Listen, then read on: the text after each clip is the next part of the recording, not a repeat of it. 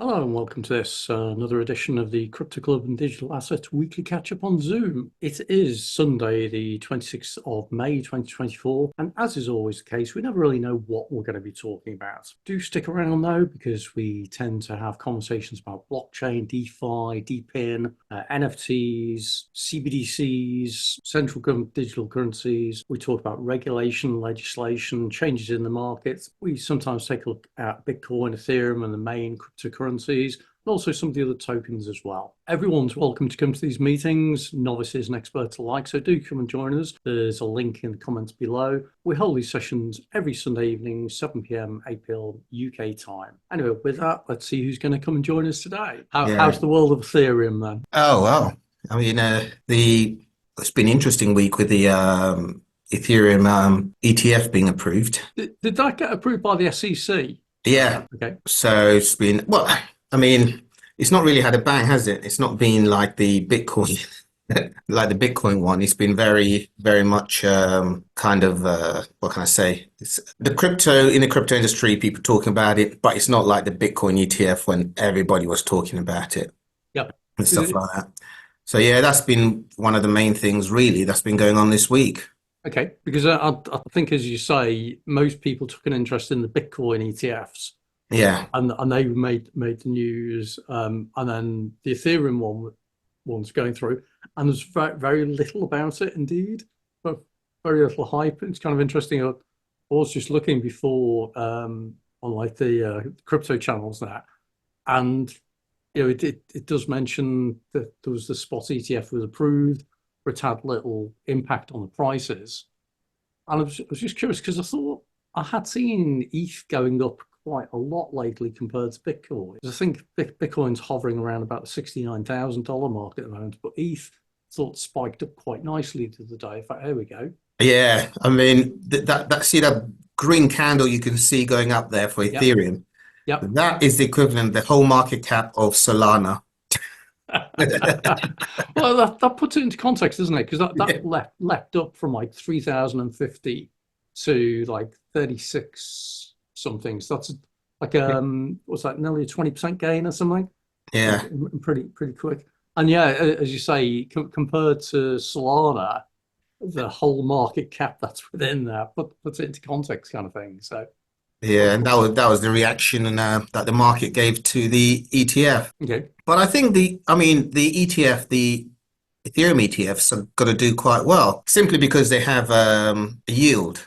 So, but I'm not sure if the ETFs are going to pass the yield on or the ETFs are just not going to stake the Ethereum. So, because in order to get the yield, you have to stake the Ethereum. So maybe the ETFs are just going to use a custodian who's just going to store it in cold wallet. Okay. But if the custodian was to then take all that ETH, that ETH, and start earning yield, that would be a very interesting ETF. Mm. Well, it's kind of curious if you think about what you could have with that would be the public invest in an ETF, so they have exposure to the crypto, but they don't own it. Yeah, But the ETF operator effectively does own it, and yeah, they could stake it. So yeah, that's an interesting scenario whereby the ETF provider benefits from the staking, yeah, and doesn't have to necessarily pass it on to the end user, kind of thing. So yeah. yeah. They could end up making quite a good return, Mm. especially if they're using. A lot of them seem to be using Coinbase, and Coinbase does offer that service to institutions. Okay. So, you could see a situation where it's very profitable for the institutions to push that. Yeah, yeah. It'll be interesting to see where that goes. So, hey, just been joined by what is it, Lil Mama Unicorn. Are they going to say hi and introduce themselves? It's just the sun's coming out a bit. Yeah, it's been a day of mixed weather in the UK today, hasn't it? Yeah, it was raining actually before I came online. Yeah. Just started raining and now it's stopped and the sun's poked out again. Okay, yeah. So it's been a real mixed bag. Well, Lil Mama's put into the chat hello or hi. They can come off mute if they want to, but are they going to? It's always awkward when people just stay in the background. They don't join the party. Oh, it's just the three of us. Hi. Hey, good evening. Yeah, Good evening. it can be completely variable. So some weeks it's two or three of us, some weeks it can be 10 or whatever. So what brings you along today anyway? Um, just interested to see what conversation you guys are having about the crypto space. Okay, cool. So we're already talking about there's on the Ethereum side of things, how there was an ETF, so an electronic traded fund launched like last week around Ethereum. I don't know how much do you know about crypto and that kind of thing. I know a bit, but I'm not up to date with current news. Okay, that's fine. All an ETF is then, because you might see it at present. It's a way of people getting into crypto without owning crypto themselves. So Hmm. you get a company who manages it for them. Hmm. So like a hedge fund or an investment company or whatever, and they allow people to get an exposure to the cryptocurrency without having the private keys and the worry about wallets and all that kind of thing. So Hmm. I don't know how much you're into crypto yet, or how long you've been doing it, but generally crypto is still quite difficult for people to get into initially. That the whole idea of having to have a wallet on your phone or your computer and private keys and seed phrases and all sorts of complex stuff. Whereas people are used to having things like user IDs and passwords, and that's their kind of limit. So, well, I don't know how long you've been into this sort of things then. It depends what you call into it. I started receiving currency in the form of cryptocurrency. I think maybe like 5 or 6 years back when I would get uh rewarded for like taking part in surveys and things like that. Okay. And so it's like a loyalty reward scheme basically that um rewarded Satoshis. Hmm. So that was my first encounter with cryptocurrency, which was Bitcoin at the time, but no one had really heard of it. So I thought it was fake, to be honest. Yeah. When I was receiving the Satoshi, I just thought, okay, I'm enjoying what I'm doing. If the Bitcoin thing is a real, well, at the time, sort of 5 or 6 years ago, I didn't know if it was a hoax or really existing. Okay. So yeah, that was I didn't take it serious in terms of understanding and um, really investing myself in cryptocurrency and the future of it. Okay. But that was my initial introduction. Is receiving satoshis instead of another form of reward. And yeah, I had to look up what's a satoshi. Uh, And well, then it sounds like you've got into it in a really good way because, as you say, it gives you the opportunity to get into it without it being like at any risk to yourself. And if you get if you're receiving satoshis, so like 100 millionth of a Bitcoin, if you're receiving Sats for stuff, then if you're happy to do surveys and that anyway, that's a great way of getting into it. So nice. oh no, No I risk. lost it. It was a while back. Yeah. So no, I can't even remember. If I withdrew the satoshis from the place that I was engaging with. Okay. Because I can't remember the platform now. I was trying to remember it the other day to see if it was still active and around and how it's doing now. Um, Okay. Because but if you were into that about 6 years ago, I think that was when Bitcoin was probably around $20,000 or something. So it's yeah, something like probably that. risen threefold now, which is where you get Mm-hmm. people who get into these things, then they leave it for a while, and they come back and they go, "Oh, that's gone up a lot. That's interesting." So, Mm. well, welcome aboard. Thanks for coming along. Anyway, yeah. And if you got any questions or anything, feel free to just fire away. These sessions, we never know what we're going to talk about whether it's going to be really technical or really detailed or really basic.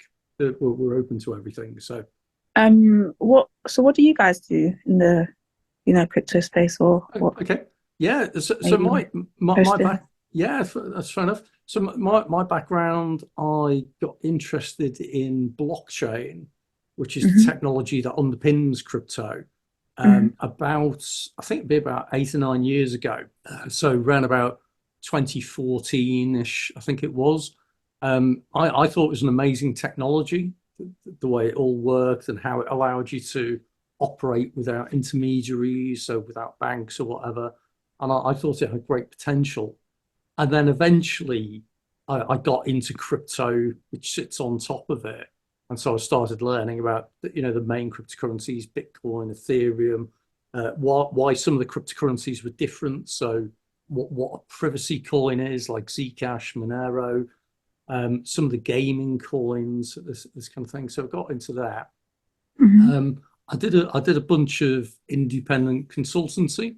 So in 2017, 2018, there was a real growth around what were called ICOs, or initial coin offerings. This is Hmm. where startups were using crypto to fund their projects and kick Hmm. them off. So I was an advisor to a number of those projects, none of which seem to have gone anywhere since then, but that was the nature of it. It was a hype. And I've done a fair amount of training and education in this space as well. And then I set up a crypto club in, I think it was about 2018, in the local town where I live. And Okay. we started having weekly meetings.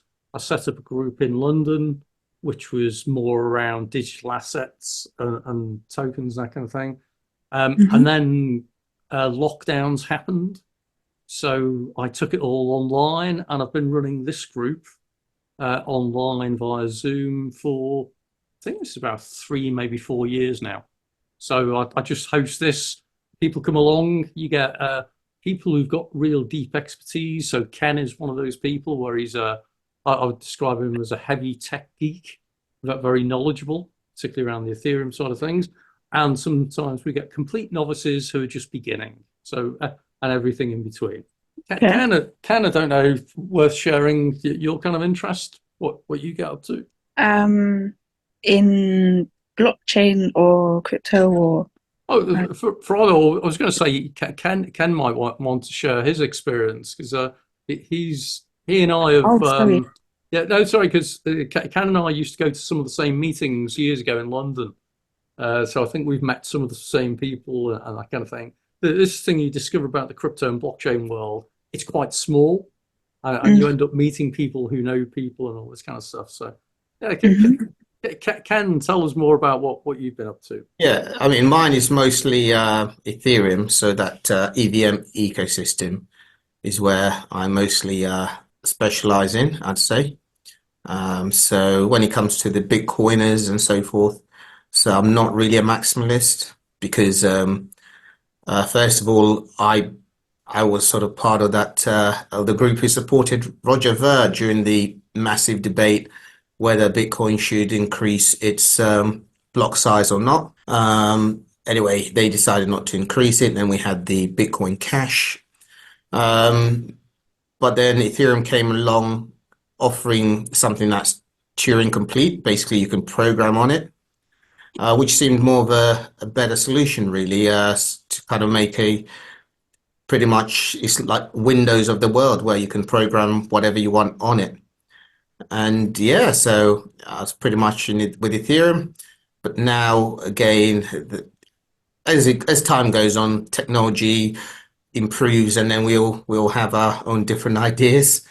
And Ethereum at the moment have gone in a situation where they are pushing what's known as layer twos, which I against because it's centralized, and I want it to stay sort of an execution sharding. Hmm. So yeah, so we're doing a project where we're gonna basically fork everything on Ethereum and just continue on the side, but instead of pushing layer twos, we're gonna continue with execution sharding. So that's really where I am on within the ecosystem of crypto, where there's like loads of different subgroups and So, stuff like. so you're taking Ethereum to the next level, really, is the way I'd describe it. Yeah, well, the improvements of Ethereum are going to slow down over time simply because there's too much value on it. There's a lot of money, um, and you don't want to make changes that could break the system, and people become very angry. So they have to be very careful on how to move forward. So they have to move slowly. And also, a lot of VCs just don't like that layer one because they can't make money basically. Their remit is to make money and return money to their investors.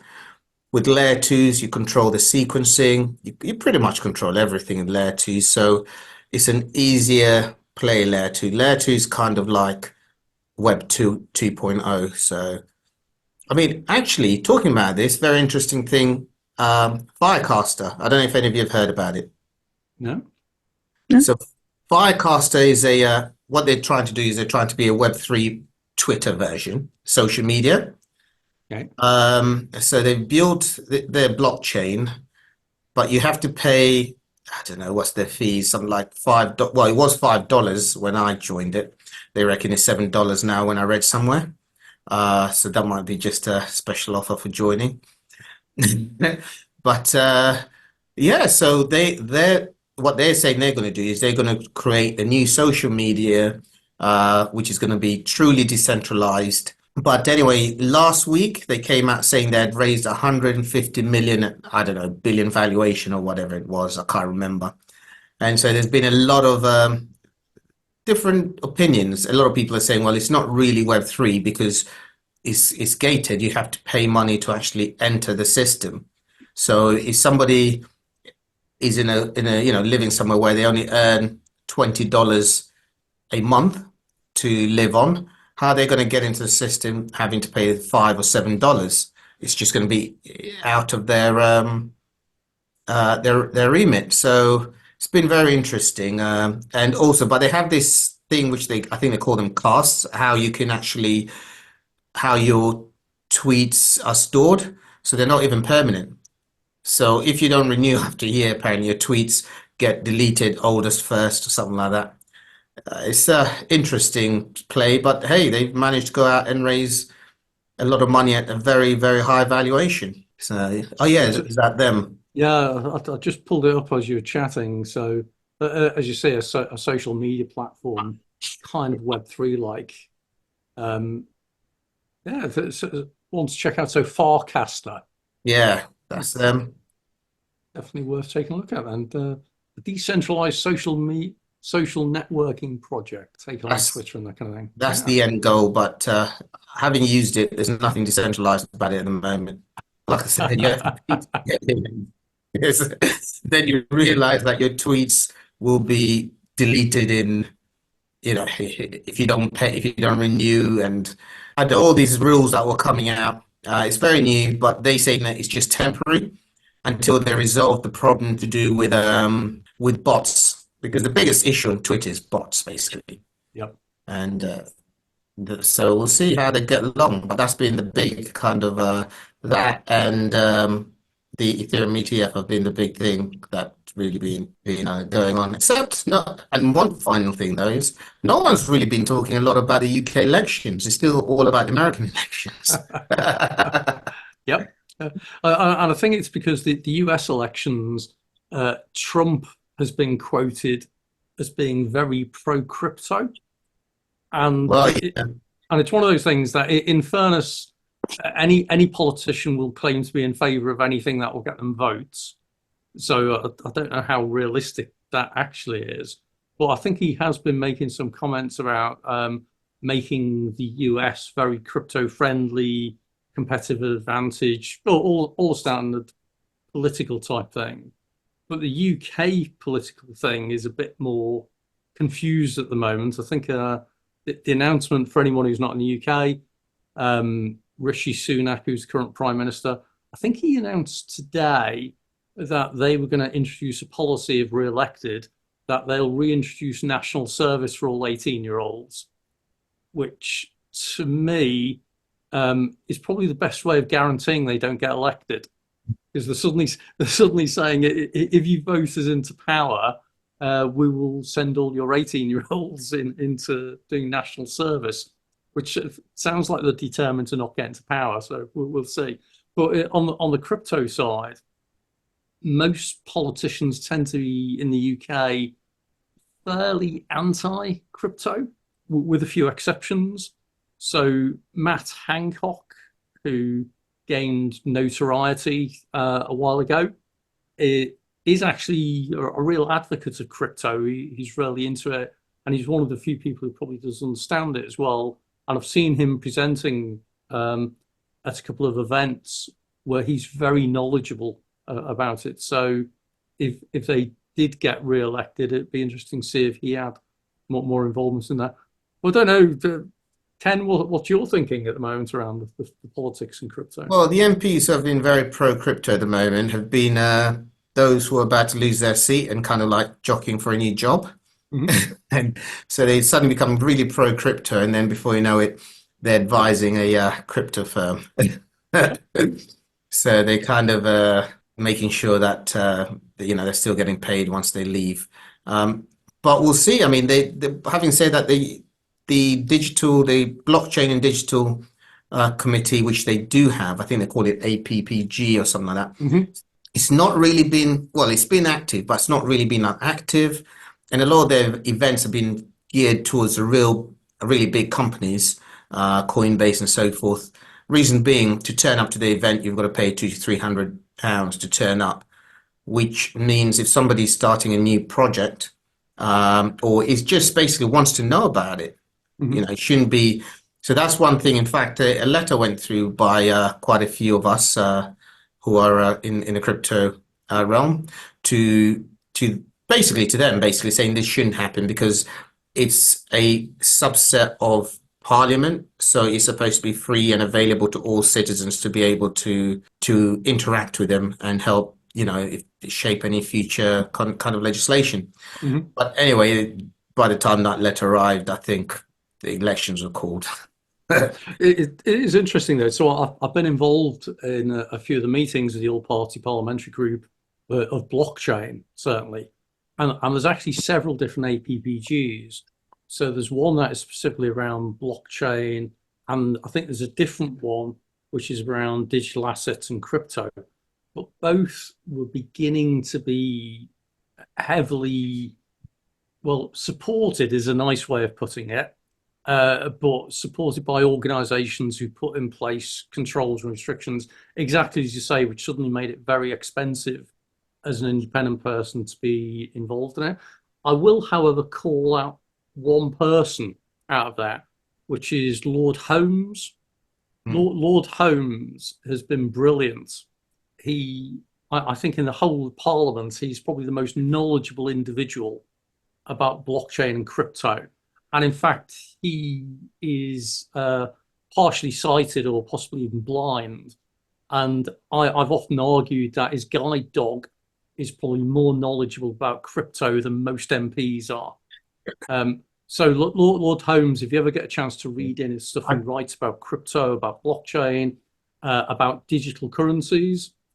Very knowledgeable, hugely informed, and a great advocate of doing things right. So Yeah, I think I met him once in an AI. I think he also runs the AI group, or is no, highly. it's a different. I've forgotten who it is. Lord somebody else runs the AI group, because that's the only event I've ever been to where I ended up playing rock paper scissors in Parliament, which was part of the APPG AI group. So anyway, a mixture of things. Sorry, Little Mama, coming back to you then. Sorry, hope you don't mind me calling you Little Mama. No, that's fine. Or do you prefer being called Unicorn? No, Little Mama's fine. Oh, cool. So what's your interest now? You're saying you got an interest about 6 years ago when you were getting sats for surveys and that. Have you got back into this space recently or something now? Yeah, no, so that was my first introduction. And actually, so at the time, it was around the time when they were advertising that you can use cryptocurrency, well, Bitcoin particularly, because the others weren't really around. So they were trying to promote Bitcoin will be able to be used in shops and things like that. And There was some little experiments where people were trying to prove it. Yeah. I just sort of observed how things were unfolding at the time. I noticed, I think I started to notice the technology more when NFTs boomed. Okay.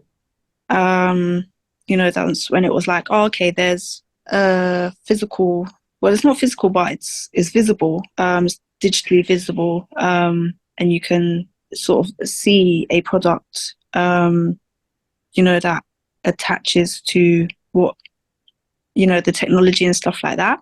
Okay. So that was, and as well, like with NFTs, it was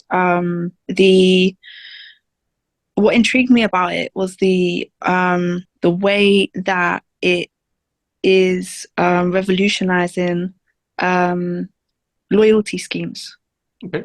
So, like for example, like club cards, Nectar cards, any cards where you collect rewards. I realized that the same way that I'd been receiving Satoshi for my time or for my participation, that the same thing will roll out into businesses.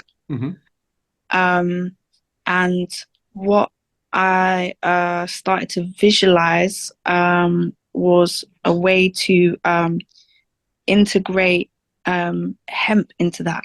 Okay. So I would like developing a platform that can sorry, I don't know the technical words for it. Connect real life physical products of hemp products, and I know it sounds a bit random, but Pokemon collectibles. Okay. And link it with the blockchain. That's really interesting. It's I want to describe crypto as basically being digital Pokemon cards, because ultimately people understand Pokemon. You buy and sell and you swap, and they go up in price and that kind of thing. So it's interesting you connecting with the physical world in some way with hemp. And I know that there's been a number of projects which were looking at CBD type products, so cannabinoid type connections, which I guess there's a link with hemp, which has got some similarities, if I remember correctly. But it's interesting as well that you mentioned about loyalty and that loyalty points. Is that right? Sorry, yeah. you're going to say something on the quite hemp. unprepared for this. I wasn't expecting to Don't worry. participate at all. I just want to observe. Don't worry. It's not an interview. But it's fascinating that there are all these things that there's so much potential. So it's great for you to share some of that.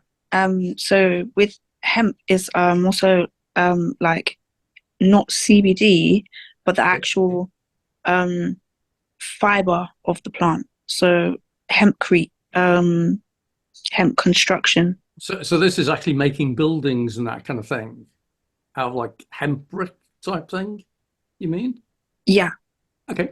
And then what you're looking at, kind of like tokenizing the bricks in effect. Is that the kind of thinking around that? There's a couple of elements that come together to form a complete sort of system or ecosystem. Yeah, I don't want to share too much right now because don't worry. Not ready to present something that is tangible to see. Oh, okay, yes, you can link those things. It just sounds a bit sporadic. I've been involved in so many projects now that I've stopped worrying about things that sound a bit sporadic, because people have come up with some really great ideas, and you think about these things. Well, it's interesting. We'll take the topic away from your specific one. Let's talk about loyalty points for a minute, because it's fascinated for me for a number of years about how crypto could be a really good platform for loyalty points, loyalty cards. But most people don't understand a few basics about loyalty cards. The first thing is that loyalty cards and loyalty points are really designed around achieving two things. One is that they're used by the operator to gather information. So it's basically a way of tracking your buying behavior. And the other thing is it's to keep your loyalty to that product or service. So it was interesting you were mentioning NFTs and that. So Starbucks trialed an NFT loyalty card based system in the States. And they just closed it off early, I think, where they were linking together Starbucks loyalty points and an exposure in the metaverse via NFTs. So it all kind of connected on that. But I think they've just stopped that project. They announced they were ending it early. But something a lot of people don't realize about, you think about how much money is tied up in people's bank accounts and that. There's a massive amount of value tied up in loyalty points. So if you think about, if people keep their Starbucks card charged in order for them to buy cups of coffee and that kind of thing. Someone was saying, like, effectively Starbucks, if you worked out how much money they hold for their clients, in effect, as either like their wallet for buying goods and services or as loyalty points, they're one of the biggest banks, in effect. There's a massive amount of money here. So I think all of that's fascinating. I mean, you got what's that plane company? Air Baltic. They've brought in a NFT loyalty kind of points thing. They were actually the first to ever do it in the airline industry. But like you said, they designed it in a way where they were designing it. Effectively, they took the traditional way a loyalty card is designed. In other words, to get the customer behavior and also to keep the customer loyal. And they just kind of implemented the same thing with an NFT, which to begin with, when I saw it, I thought, okay, this is good. But when I looked into it, it's just, there's nothing new about it. It's, you get the NFT, gives you discounts and so forth, which is not really a way of doing it. But we'll see how theirs go. Another one, which I think is something that has been tried before. These guys, they've got a new kind of angle to it. They're called Script TV. And basically, they give you rewards for watching the programs. I think last time I spoke to the founder, they have about 12 channels already signed up. They've got some big channels. They've got like Euronews for the news people. They've got Extreme Sport. I mean, I was interested for that because I like my sport. They basically are still going around trying to sign up a lot of catalogs. But their thing about their loyalty, it's you're rewarded for watching TV. I haven't really looked into their token metrics to see, because they're running a two-tier token system. Okay. Where they have one for governance, so the community run the channel, whatever it is, and then they have the other for rewards. So I'm not sure how is working, but that I mean, for my initial looking at it, the way they've designed it, I think is possibly more innovative. And Is that Glass Pass? Is that the actual product? I just noticed. No, it's just called Script TV. Okay, it's just I was just looking at Script TV, and it's talking about an NFT utility called Glass Pass, and it's as you say, it's Yes. Script TV. So maybe that's just their brand name. Maybe that's something, because the little brand at the top looks familiar. When you have, because that looks like a Medium article. Okay. So this is Script. So this must be one of the things that they have. But when you go on there, I haven't actually connected. You can connect your wallet, and then it starts, I don't know, giving you rewards for watching. But like I say, I haven't actually collected any rewards. But I have gone and I checked the TV channel out. Okay, so it's funny. Little Mama was talking about earlier on about being rewarded for filling in surveys and that. And I guess pay to watch TV is kind of quite interesting, which is what this is about. So, Yeah, so the thing for me was Wait, something sorry, you can I? if it's something you're going to watch anyway, it makes sense. So if you're going to watch a specific program, I don't know, um, then and you're rewarded for watching it, then why not? Because I think the secret here is to do with the programs. It's going to be very hard to get people to watch what they don't like. yeah, yeah. Sorry, Little Mama, you about to say? Oh, the Satoshi rewards. That was my introduction to the Web3 space, or like blockchain and stuff like that. It's not like, it's literally how I came across the Bitcoin boom, should we say? And yeah, it's not been an ongoing participation that I had. I have been part of some teams that have launched some projects as well. Okay. But I just yeah, I don't know. I'm not really sure how much to share of that. Sorry, save it for another day. It's not a problem. And also, I really appreciate the fact that you've come on today with the intention of just listening, and suddenly you're actively involved in the conversation, which is great. But yeah, you quite often get the thing where you think, should I mention this project? Should I not? And it's usually safer to not until you're confident about it. So, but are you UK based then? Yeah. Yeah. Okay. Well, are you guys into the sort of NFT, like front end of blockchain, or only the sort of back end? So I'm interested in everything, whether it's front end, back end, or whatever. Although I'm not a coder, so I'm not a developer. I tend to think about how these technologies can be used in different ways. So I think about it more from the business opportunity perspective. But this is where, when you start talking about things like whether it's NFTs or layer one, layer two, to me, it's like, I don't really care about that. I care about how can people use this to make a difference in some way.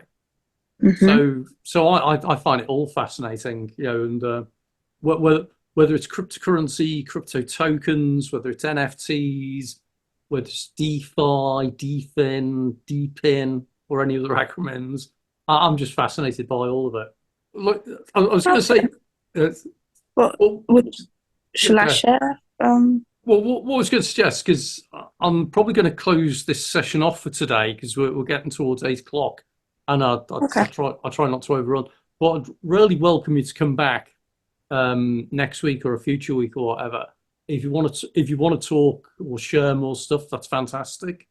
Or if you just want to have a general chat, because what you can sometimes find is if you're working on a project, we might sometimes have people who might have some ideas that could be of use. Or you'd ask questions about them, that kind of thing. So yeah, definitely do come back and tell us more in a future session, particularly when you're at the point where you can go into more detail on some of the things. Because each week, I've been running these for like several years. Every week, someone comes on with a completely new idea, and it's always fascinating to listen and learn about it. So that's one of the things I love about hosting these. I get to learn about so much that's going on. Have you heard of ragdolls? Who, sorry? Ragdolls? Rag dolls? Yeah. No. Or Flight Force 4?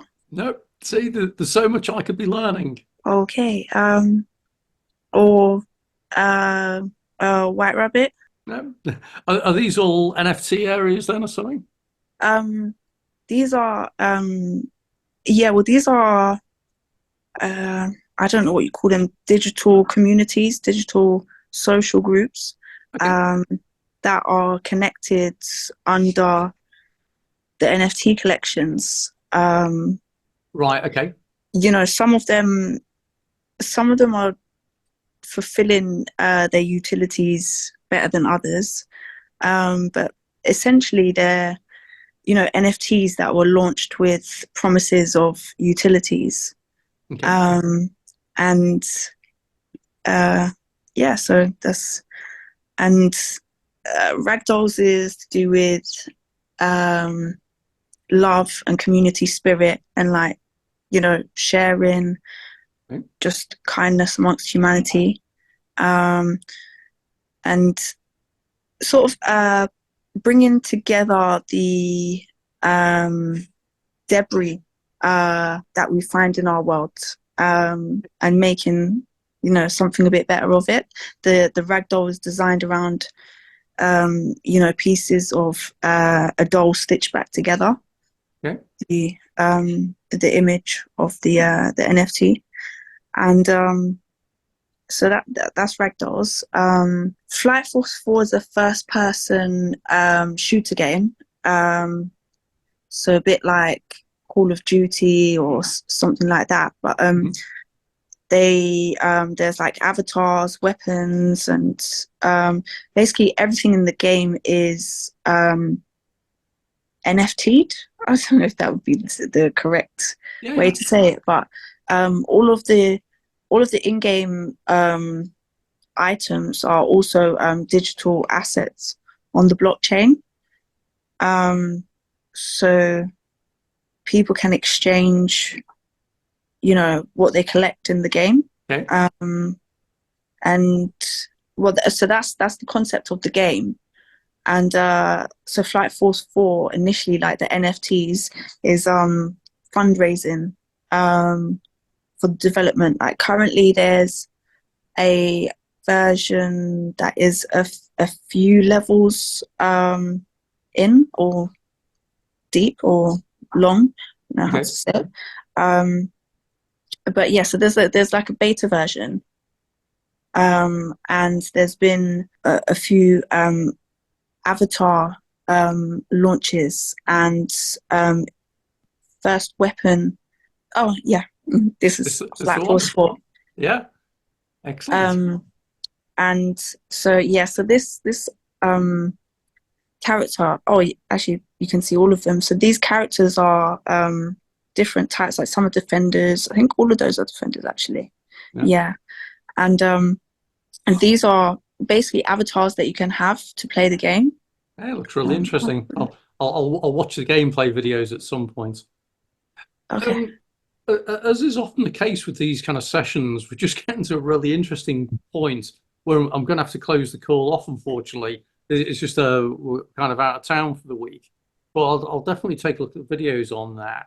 And definitely, if you want to come back again and talk more about any of those or the communities and anything, please do come and join in. It'd be very welcome. So for anyone else who's watching this afterwards, this really is an open invite to everybody. We meet up every week, 7 p.m. till 8 p.m. UK time. Do come and join us. Lil Mara, thanks for joining today, and thanks for sharing that stuff. I'd love to hear more if you come back again. Okay, thank you. Welcome you back. There's some really interesting stuff there, and some of the stuff you talked about before as well is not as esoteric as maybe you think. It sounds quite similar to a couple of other projects that I've heard, but would love to learn more when it's ready. And Ken, thanks as always for sharing the insights. And it's great that you were able to offer some updates as well of interesting news items, particularly around Ethereum ETF. And I'm trying to remember what the other thing was that you mentioned as well. Farcaster. Farcaster, that's right, yeah. Farcaster. Really interesting social media or a social network platform, kind of Web3 based. So thanks for sharing that. Folks, gonna have to close the call. Thank you very much. Have a great day.